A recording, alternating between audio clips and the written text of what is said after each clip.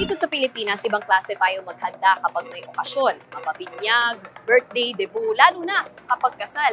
Pinaghahandaan, pinag-iipunan. Kaya naman itong mga taong to na lumapit sa amin dito sa TV5 na nabudol, isisiwalat nila kung paano sila naloko ng isang events coordinator na scammer pala. Dinayo ko ang Naik, Cavite para puntahan ang Lady Guard na si Angeli. Isa siya sa mga nabiktima ng mambubudol umanong event coordinator habang on duty siya sa kanyang trabaho. Tao po! Pwede po pumasok? Lady Guard sa Maynila si Angeli. Nagkataong day off niya ngayon kaya nagkaroon kami ng pagkakataong magkausap. Bale, Ma'am Angie, security guard po, no? Yes. Tapos sa dalawa ang anak, may trabaho naman si Mister. Yes po, meron. Gaano katagal na po tayong security guard? 6 years po. 6 years, matagal na rin po, no? Bale, kumusta naman po ang pasweldo pag ganun? Sa agency ko po, okay po siya.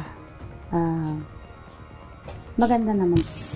Above minimum wage man ang kanyang kinikita, ayon kay Angeli, sapat lang ito para sa kanyang pamilya. Nag-aaral na kasi sa kolehiyo ang kanyang anak na babae habang nasa high school ang bunsong lalaki. Pero maliban sa maayos na pag-aaral ng mga anak, si Angeli gustong-gusto na mapaghandaan ang debut ng kanyang mag-18 years old na unika iha. Ano bang name ni panganay? Si Kate po. Si Kate. Kamusta po ang pagplan sana? 1 year ko po yung pinaghandaan yung debut ng anak ko. Tapos, siyempre, kasi sa gusto ko po at pinangarap ko po talaga. Kasi isang anak ko lang po, si Kate, na babae. Gustong-gusto ko po talaga i-debut kasi hindi ko po naranasan yun. At para maranasan ang dream debut ni Keith, si Angeli nag-ipon at nag-scout ng mga event coordinator. May mga nakausap naman siya, pero isang tao ang tila tumatak sa kanya. Ang coordinator na nakilala niya sa pangalang Janice. Paano po kayo unang nagkakilala? Nag-ano po siya, part po.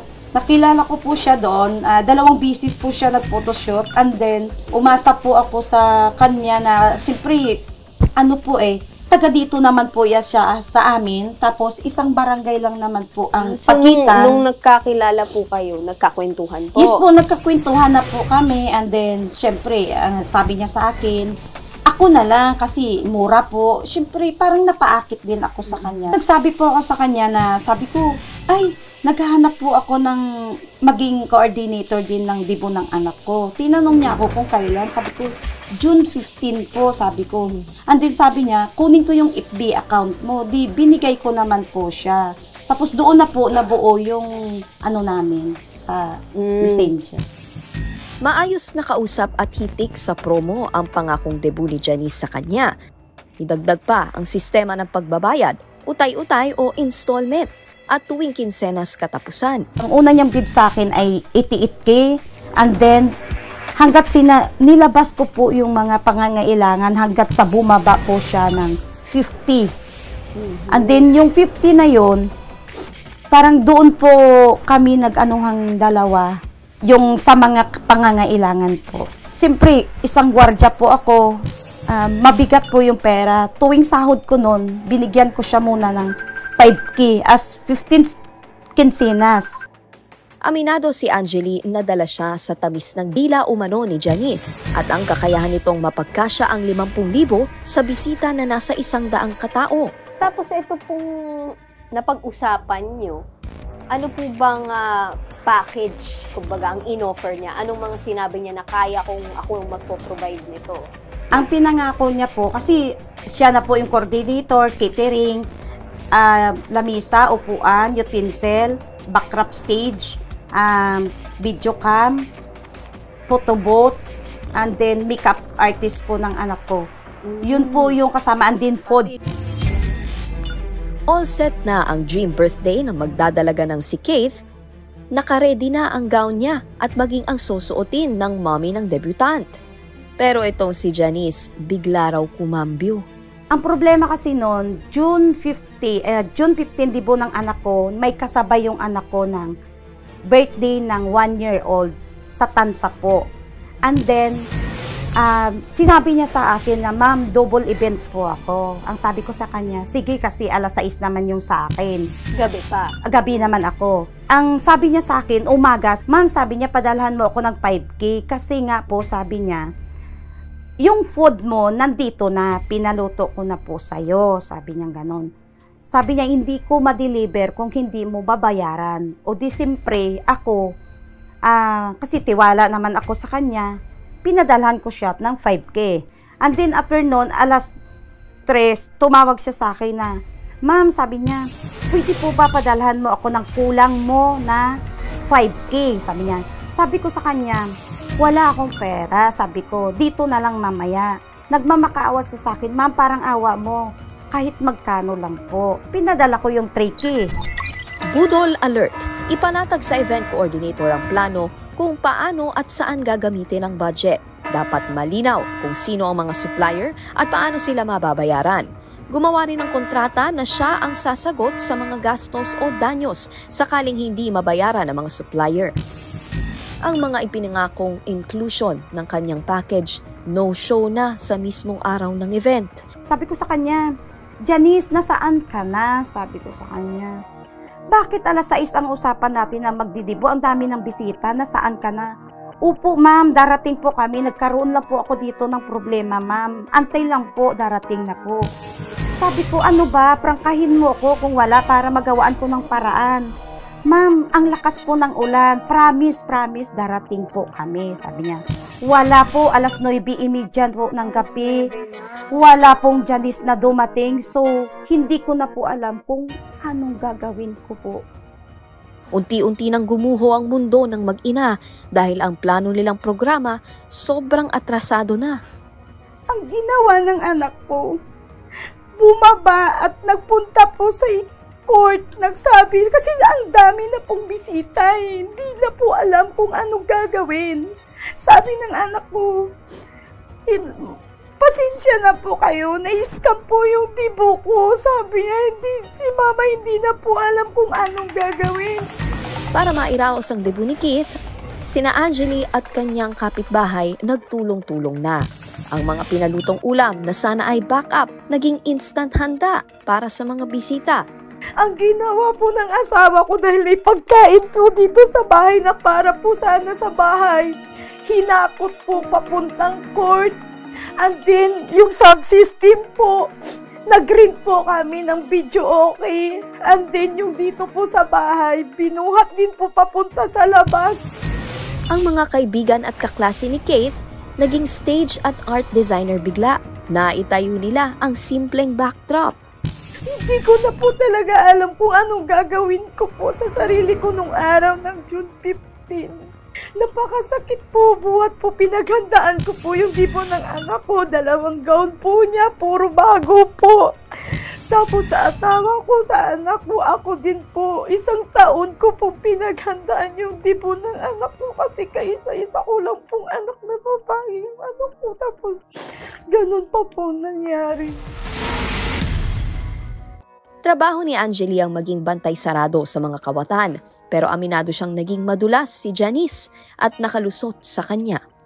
Nabuo po yung GC po ng na-scam po ni Janice, daan po sa akin. Pero hindi po akong gumawa ng GC kasi 3 araw po ang pangyayari. Hindi ko pa alam kung anong gagawin ko. Nasa 50 po, mahigit 2019 pa po, lumabas po yung na-scam ni Janice.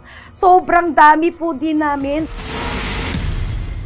Hindi lamang mga kliyente, maging mga supplier, biktima rin daw ng mambubudol umanong event coordinator na si Janice. Nasa group chat na binuo nila Angeli si JR, isang freelance videographer. Si JR ang supplier sa birthday party na hinawakan ni Janice noong umaga ng June 15. June 15 yung event namin kay Janice. Kinuha ako as freelance. Kailangan daw niya ng videographer. So, tinanggap ko. Ako yung unang-unang dumating doon. Si Janice agad yung nakita ko. Ang ginagawa nila, sineset up nila yung backdrop. Walang naging pagdududa si JR dahil smooth naman daw ang pagsisimula ng kanilang coverage. Pero, nang makausap na niya ang mismong kliyente, mainit ang ulo nito kay Janice. dumating na yung kliyente. So nag-roll na ako, interview. Tapos doon na lumabas yung unang negative. Sabi nung kliyente, naiinis daw sila kay Janice. All throughout, hindi na masyado kinakausap ng kliyente si Janice. Ayos yung takbo ng event, yung flow. Nagkagulo na lang nung natapos na. At mas lalong lumakas ang kanyang kutob nang ang ilang supplier na kasama nila bumubulong na wag silang aalis sa event na hindi nakukuha ang bayad mula kay Janice. Ilang supplier yung nabayaran. Nandun lang siya, palakad-lakad siya dun sa event place. May tinatawagan, may kausap. Ayun, ganun lang siya. Parang normal lang sa kanya. Lumapit sa amin, sabi pasensya kasi hindi daw siya makakapagbayad ngayon. Mamayang hapon daw, mamayang gabi magbabayad siya. Kasi daw, hindi pa nare-release yung cheque niya at madalas hindi nagbabayad sa mga supplier. Nakapag-research pala sila na scammer nga yun si Janice. Totoo ang naging kutob nila. Hindi raw nabayaran sina JR at ang ibang supplier na kinuha ni Janice. Aray! Si kuya na nag-ice cream, ayun, wala talaga siyang nakuha noon. Kami ang nagbigay ng 200 para may panggasolina siya, para makaalis na rin.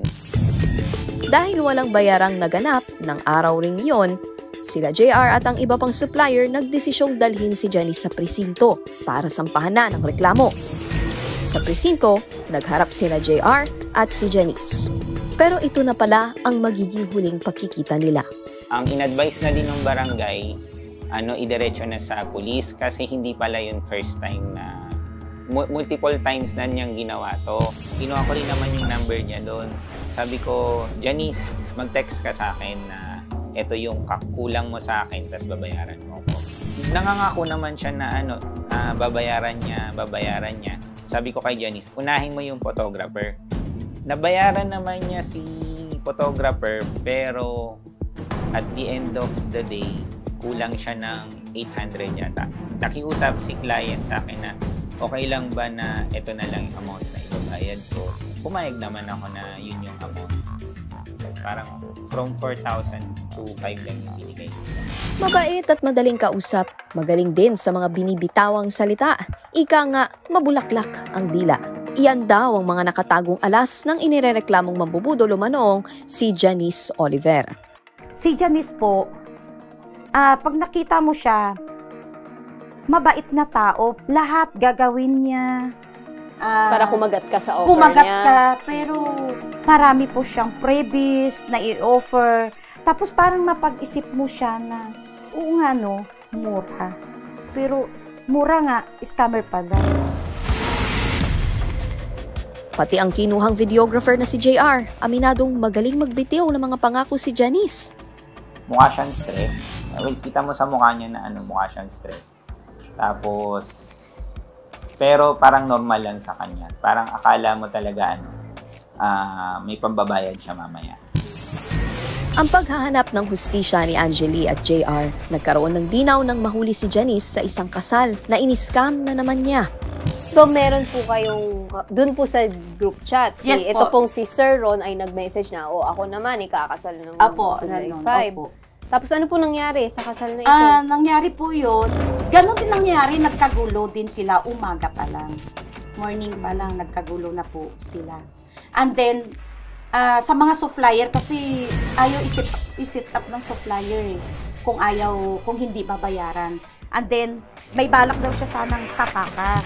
Ang ginawa naman ng venue event, kinulos po yung venue at binantayan si Janice. Kaya po siya nahuli, nadala po sa police station ng Naik, Cavite at nakulong po siya ng 8 days. Inakala nilang ang pagkakakulong na ito ni Janice ay magsisilbing aral na sa kanya at ang mga atraso niya sa mga tao unti-unti na niyang babayaran. Pero mapabarangay man o sa presinto, no show na itong umano'y manloloko. Ang usapan sa barangay, July 3, 5K. And then yung 22K hanggang katapusan po ng July. Hanggang alas 2 po kami ng umaga nag-antay, wala pong Janice na dumating. Ang hanggang ngayon po, wala pong dumating.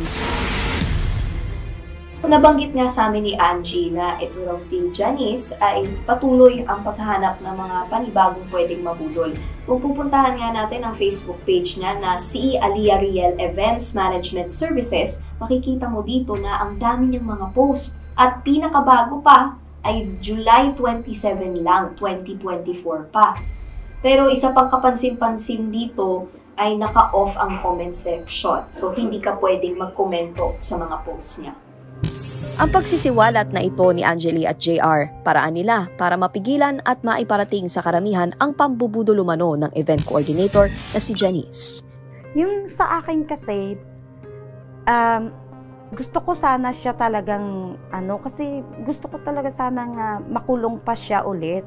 Parang naisip ko na, tama na eh. Parang ayoko na kasi sabi ko, sobrang sagabal yung ginawa niya eh. Kaya lang, ayoko naman na mangyari sa iba.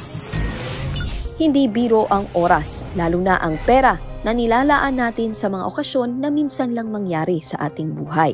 Kaya naman, doblehin din natin ang pag-iingat, lalo na sa mga taong walang kaluluwa na nanlalamang sa kanilang kapwa.